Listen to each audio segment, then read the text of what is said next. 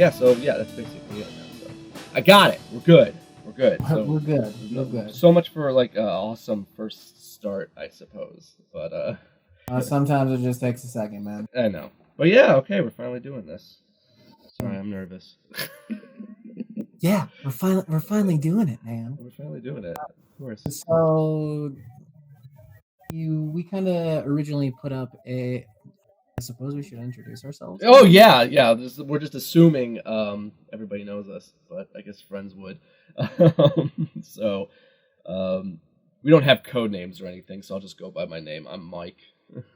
Okay, and I'm Kevin. So easy enough to go along with that. Yeah. We've known each other for a long time, but the bigger thing that we're trying to do now is stimulate a good level of discourse.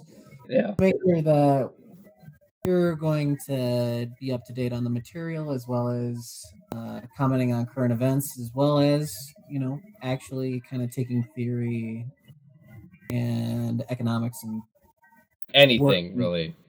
Yes. Yeah. This is mass praxis, so of course.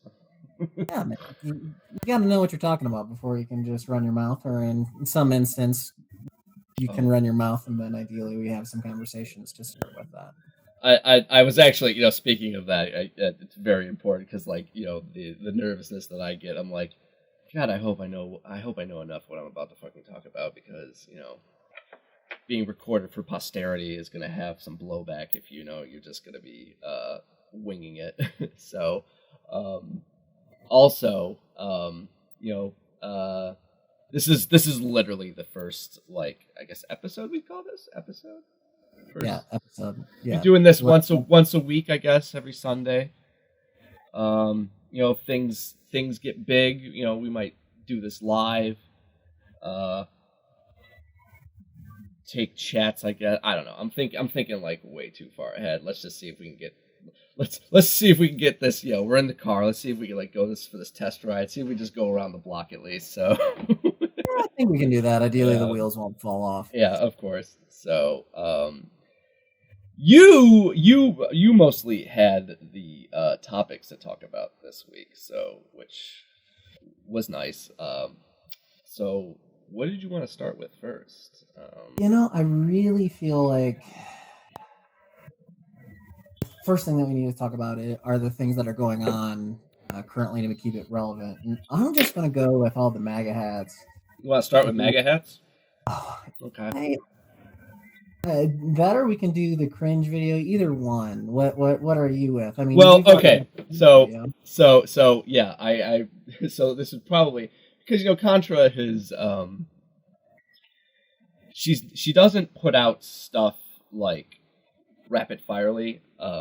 It's typically it's there's like usually a month in between videos, but like she's servicing what I would say quality over quantity in this regards. So a lot was covered. There was a lot of video time in that one. Yeah. Well, I mean, not as long as her cancel culture one, which was basically a feature length film. Yeah. This one I would say about an hour and a half, but still a lot of information. And I would have to say probably one of the better ones that I've seen from her. In terms of like the content provided and what she's talking about. And of course, hitting close to home, close to base for me, in terms of like relevance. And I guess that's, for me, that's how I relate and like a lot of Contra's videos. So sure. Yeah. I don't know if this is happening for you, but it seems like there's a brief interruption, a pause. Yeah, when you're speaking. When I'm speaking, okay.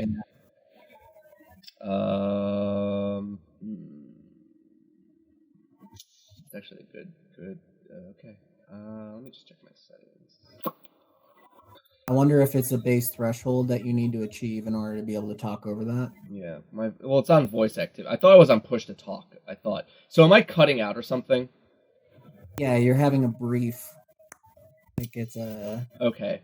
So what I'll do is I'll just keep. Okay. So I'm gonna do a test here. Did you hear everything I just said? Yes. Okay. So, Not when you just went okay. okay. So, I think that's just okay, it's not going to be a big deal for me because I am recording on my computer. The episode's recorded on my computer, folks. So, Yeah, so then that'll work for you. That'll be fine then. yeah. Then I'm not worried about Because I was actually going to say the same thing kind of happens for you, but I can hear everything that you're saying. So, it shouldn't be a big deal. Yeah. Okay. What the fuck we were just talking about? I've lost my train of thought. I don't know. Okay, so we were talking about Contrapoints moving towards quality versus quantity and really emphasizing the continuation on that. And the most recent video is Cringe. Yeah. Okay. So I think this can also tie into the cancel culture video, like you had brought up, is that there is a lot of content that's coming out currently just driving on a belittling scale or making sure that we are invalidating people or they are just existing and it's causing massive problems. Well, I think the two relate because what was she talking about? The way that it's better to point the finger. This is in relation to the Cringe video. It's better to point the finger than to be pointed at.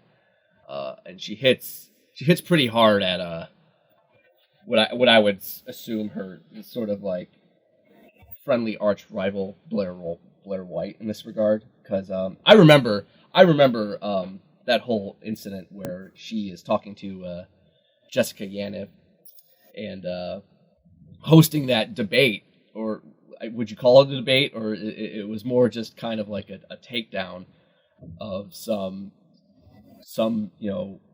Canadian person that clearly has issues, but Brands, I'm not sure on what that goes. I mean, I just feel uncomfortable just by the fact that it's out there, yeah. alone. What's going on with that, and it's unfortunately pretty sad that there's an entire subculture that's entirely relying on a form of entertainment. I'm gonna say Normative entertainment. Yeah.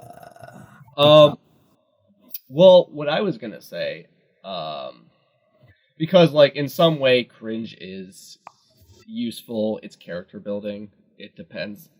You just have to contextualize it, I guess, in the right framework. I mean, for instance, I believe it's okay to cringe over at other people's beliefs you don't agree with, because I believe it's easier to change your ideas than it is your appearance. Then again, I could be wrong, but I feel like your appearance is part of your own personal self-character, though.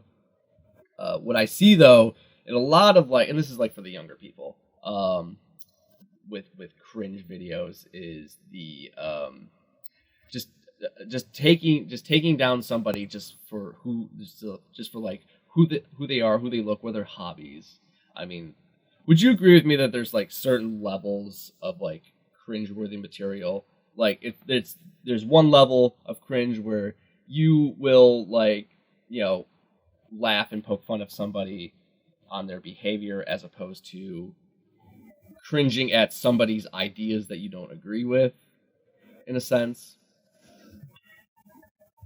I would agree that there's certain things that we are okay with doing, and I feel like in a way we as a society oftentimes have begun to vilify certain things that people cannot change about themselves. Correct. I want to say because a lot of ways cringe and shame and canceling are all associated, we're looking at the words like mental retardation as one of them specifically.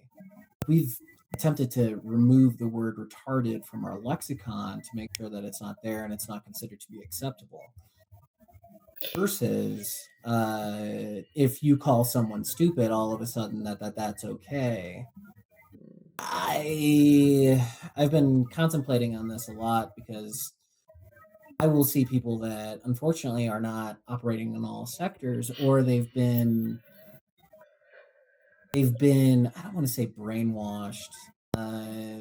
They have aligned themselves with a certain camp and their ideological framework is unfortunately lacking, and we'll identify that as stupid or something that's okay for us to come down on them for, which in the case of a Nazi, that's something that should be the case. Yeah. And can they help all those components as a determinist? Are you looking at it? Is that actually free will that they've chose those things? Ideally, that's a product of circumstance, and if we change the circumstance, we can change the person. I hope. Are you talking about like because we think in language, so are you suggesting that maybe the R word shouldn't be used so frivolously in terms of how we speak, basically? I do. I think if you're also looking at a cognitive behavioral framework in psychology, we're trying to make sure that we're not fostering negative thoughts, because you're exactly right. Our most people's thought process is determined in the primary language that we speak, as well as in some pictures, Yeah. No. Mm-hmm. visual imagery, and I think that really makes what a person is dependent on, and the language that we use actually can also determine our emotional response, which leads to a different sector. So, for instance, words have different associations. So, if we're thinking a word that will make me cringe is entitled. Entitled? I hate that word. I hate that word because when we're using the word entitled, you're always thinking of some snobby bitch that is a Karen thinking that she's entitled to talk to your manager and make sure that the situation is terrible for you because you have somehow slighted her in her perfect existence. Versus when we think about entitlements, or if you're entitled to something, usually that's something that you've made a deal with. And in other cases, that would be Medicare, retirement, Social Security. You are entitled to those things, but then the deal changes. Even though you've made that deal, you still feel like you're entitled to it. But that shouldn't be a negative thing. But every time that you hear, "Oh, they're entitled," right? You immediately start cringing at that person's. You automatically form basically a Karen in your to then go on that.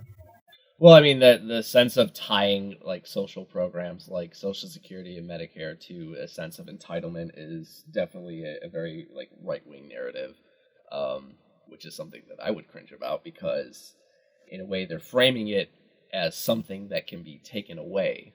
When in concerns for Medicare, I mean that's healthcare, and I consider that a right, not an entitlement.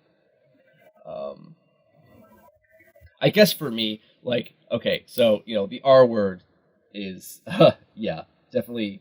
I think something is that the market is definitely flooded with that word.